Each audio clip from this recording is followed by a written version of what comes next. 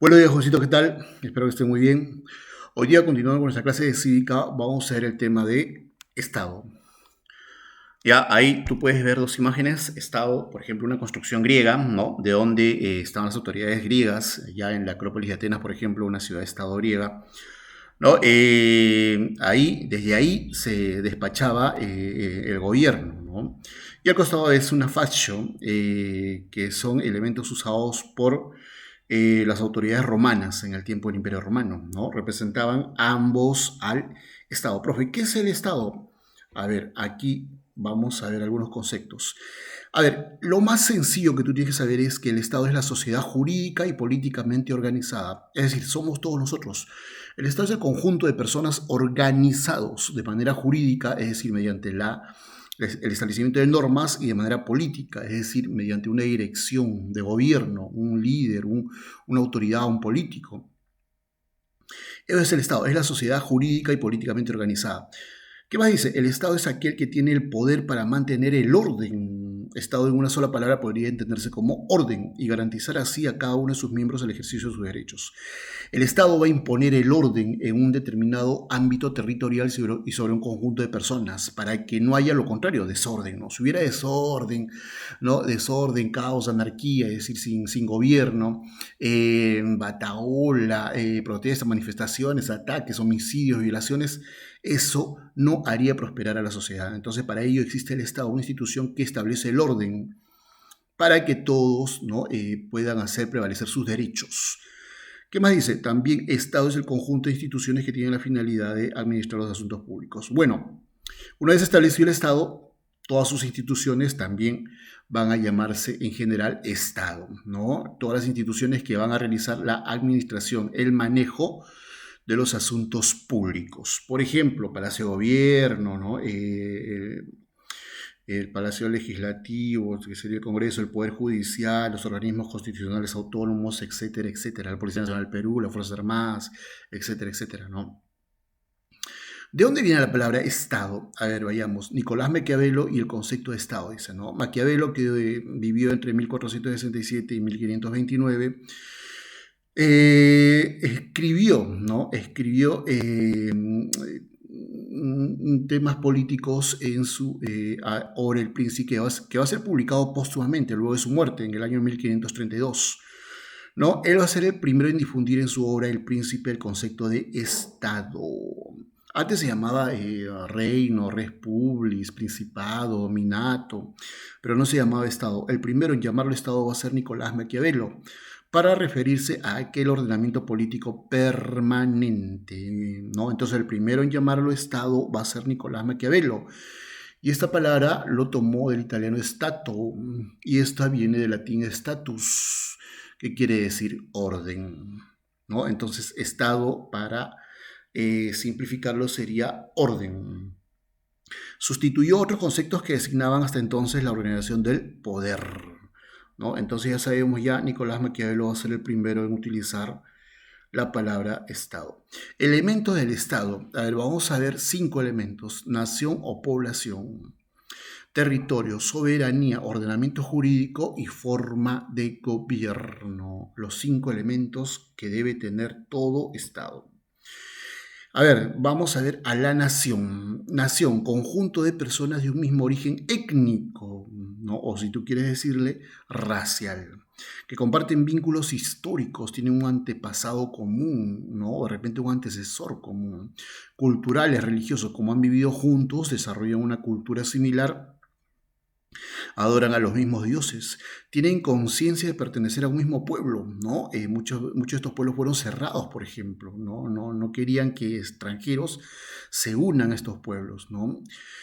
O comunidad, y generalmente hablan el mismo idioma. Claro, si han descendido de un antecesor, antepasado común, entonces han desarrollado un mismo idioma o lengua y comparten un territorio, se han asentado en un territorio por cientos o miles de años. Eso es una nación.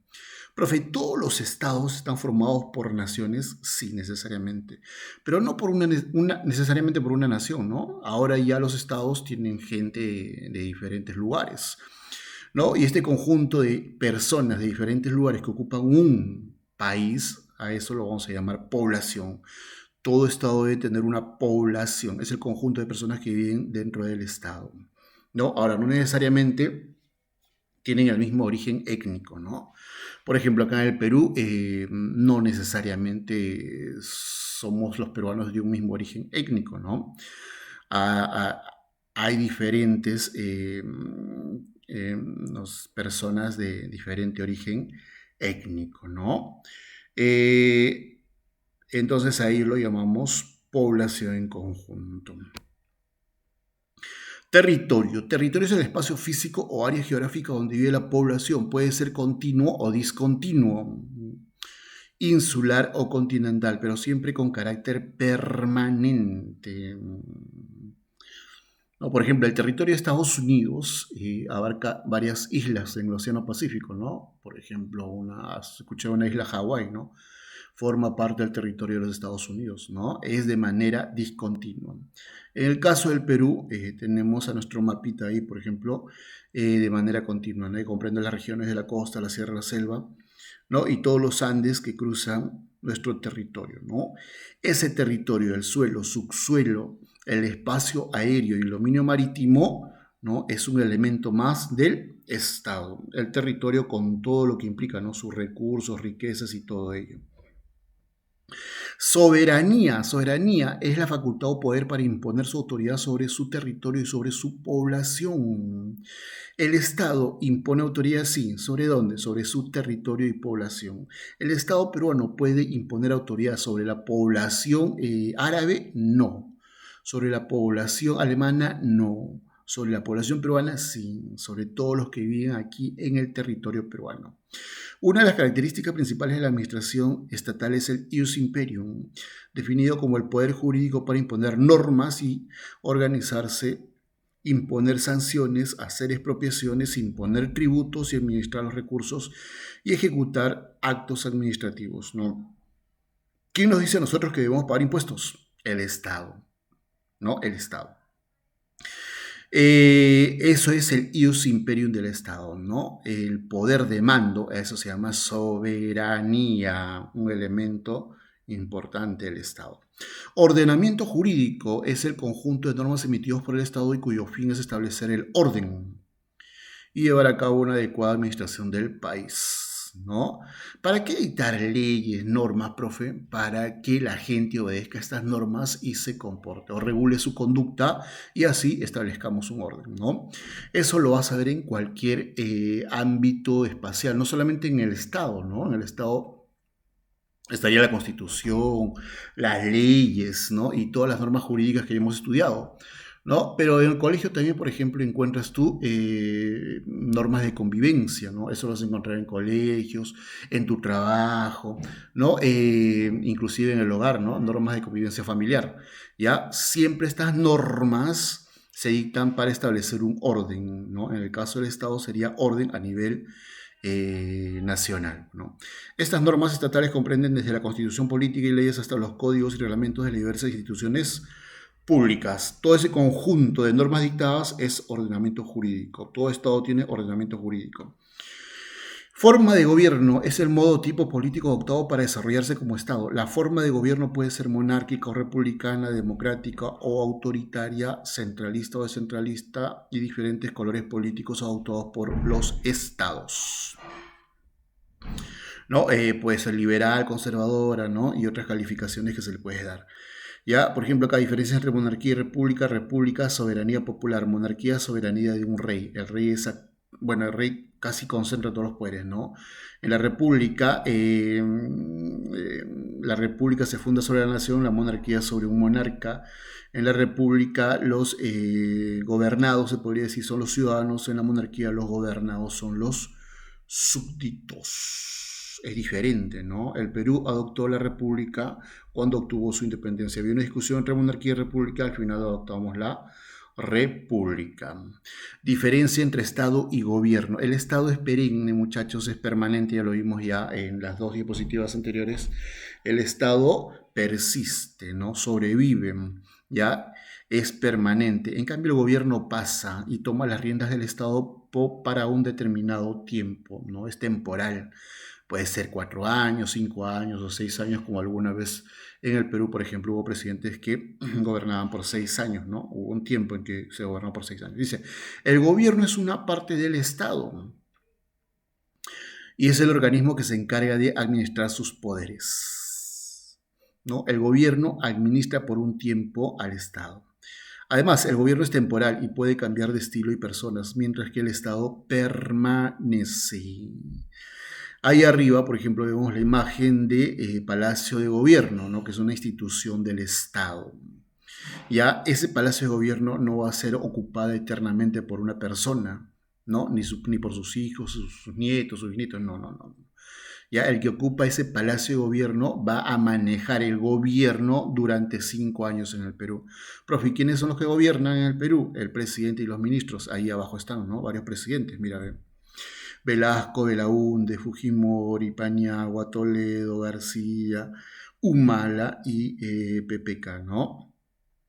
Los de abajo son gobiernos, ¿ya? Ellos se van a la cárcel, no, sino ellos se van luego de 5 años. Algunos salieron antes, ¿ya? Y el de arriba es una institución del Estado. El Estado permanece, los gobiernos pasan.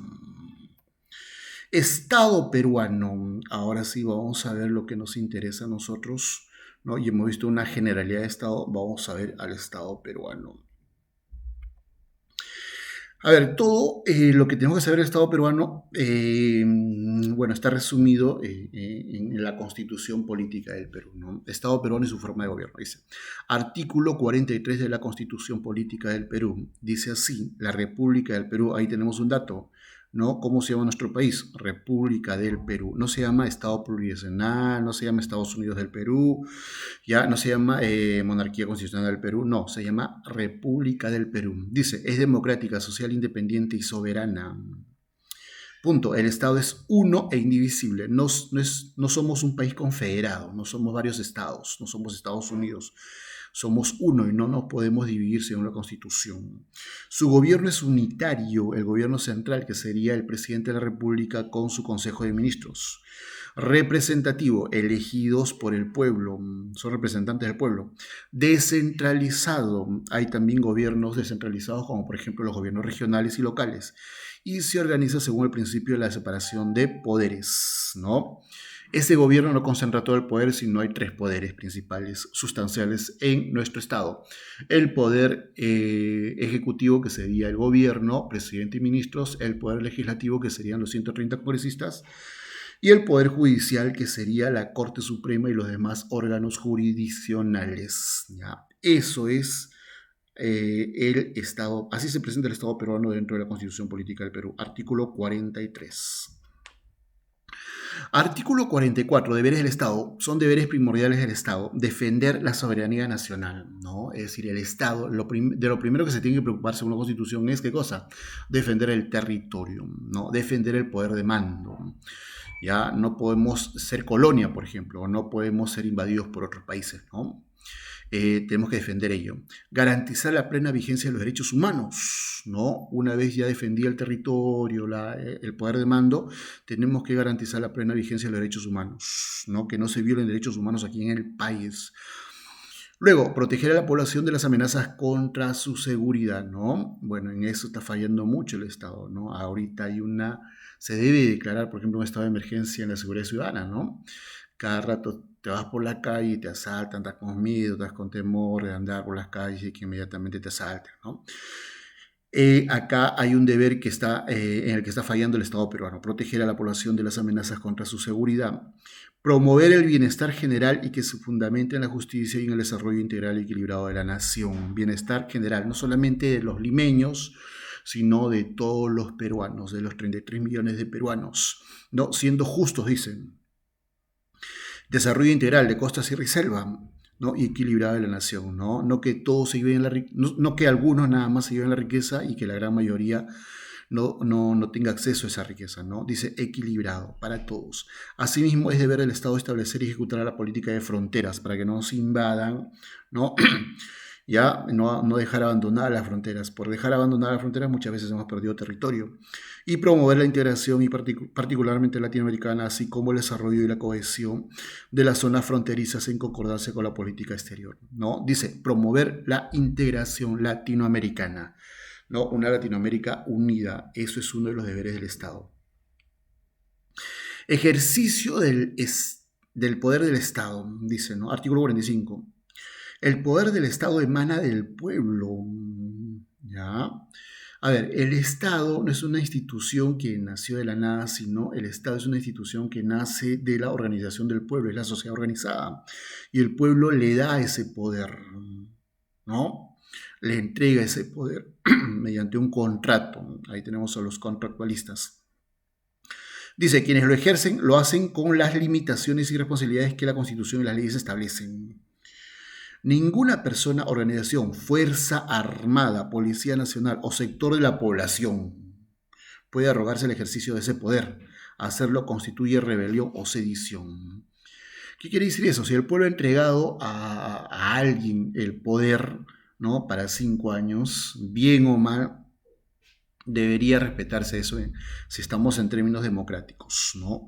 Dice, ninguna persona, Fuerza Armada, Policía Nacional o sector de la población puede arrogarse el ejercicio, si no estaría entrando en rebelión o sedición, ¿no? Bueno, estamos viendo muchos de esos aspectos en la actualidad, ¿no? ¿Qué pasa con un gobierno usurpador? A ver, dice artículo 46, derecho a insurgencia ante un gobierno usurpador. Nadie debe obediencia a un gobierno usurpador, ni a quienes asumen funciones públicas en violación de la Constitución y las leyes, ¿no? Por ejemplo, al gobierno de Merino se le tildó de golpista, ¿no? Y la población salió, ¿no? Esa salida, manifestación de la población podría llamarse como el derecho a la insurgencia. Hizo caer a este gobierno llamado por muchos golpista de Merino, ¿no? Ante algo que está reconocido en la Constitución, el derecho a la insurgencia, ¿no? La población civil tiene el derecho a insurgencia en defensa del orden constitucional.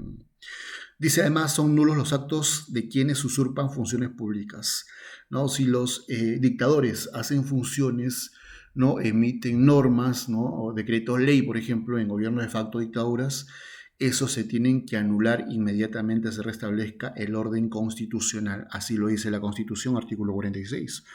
Son nulos los actos de quienes usurpan funciones públicas, ¿no? Artículo 47, Defensa Judicial del Estado. La defensa de los intereses del Estado está a cargo de los procuradores públicos conforme a ley. El Estado está exonerado del pago de gastos judiciales. ¿Quiénes son los abogados del Estado? Los procuradores públicos. Atención, no del gobierno, del Estado.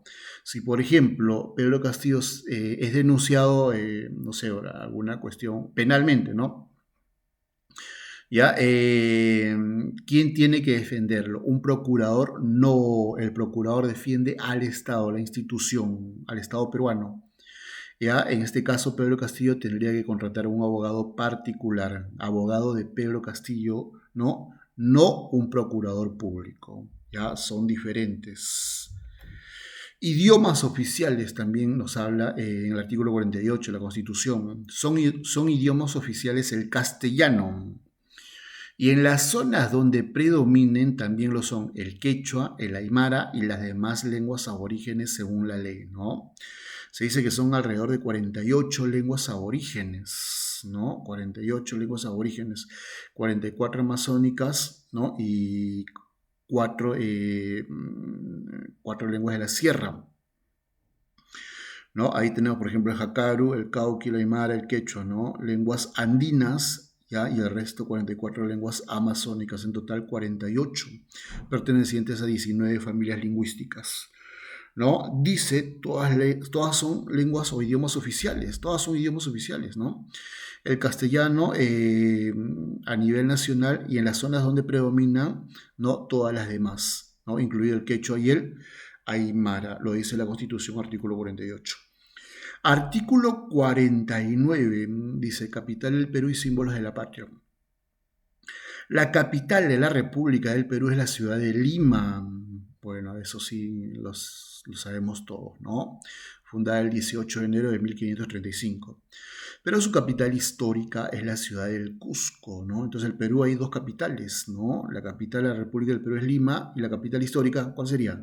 Cusco, ¿no? Cusco. Son símbolos de la patria la bandera de tres franjas verticales con los colores rojo, blanco, rojo, el escudo y el himno nacional establecidos por ley. Profe, ¿y la escarapela? No, la escarapela no, no. Solamente estos tres símbolos: himno, bandera y escudo nacional, ¿no?